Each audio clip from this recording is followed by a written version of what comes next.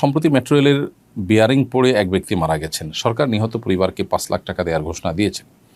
দুর্ঘটনায় নিহতের পরিবারকে ক্ষতিপূরণ দেওয়ার বিধান ইসলামী দৃষ্টিকোণ থেকে কি, দিলে তার পরিমাণ কেমন হওয়া উচিত?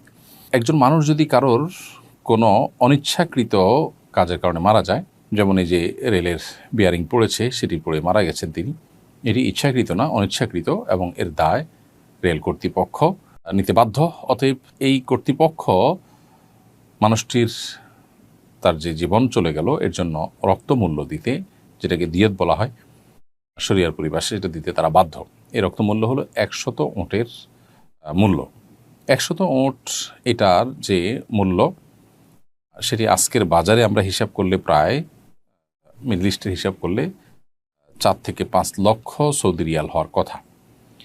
তো সেটি বাংলাদেশি মুদ্রা যদি আমরা কনভার্ট করি তাহলে সেক্ষেত্রে অবশ্য বিভিন্ন বয়সে ওট দেওয়ার কথা এভারেজে আমরা বলেছি, সেক্ষেত্রে বাংলাদেশি মুদ্রা যদি সেটাকে কনভার্ট করা হয় সেটা ১.৫ কোটি টাকা হওয়ার কথা প্রায়। অতএব এটা হলো ইসলামের শরিয়ার দৃষ্টিকোণ থেকে একটা মানুষের রক্তমূল্য। অতএব এখানে ৫ লক্ষ টাকা কোনো বিচারেই এটা আসলে ক্ষতিপূরণ হতে পারে না।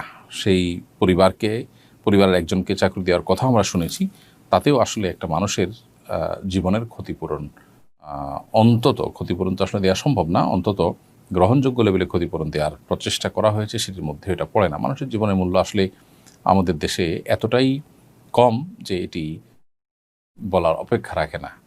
এখানে তো ৫ লক্ষ টাকা দেয়া হচ্ছে, বহু জায়গায় যার যায় তারাই বুঝে, আর বাকিরা কেউ আসলে সেটিকে নিজেদের ঘাড়ে দায় হিসেবে নিতে চায় না, এবং দায় চাপানোর মতো সেরকম আইনের শাসন আমাদের সমাজে নেই বললে চলে, যেটা দুর্ভাগ্যজনক বাস্তবতা।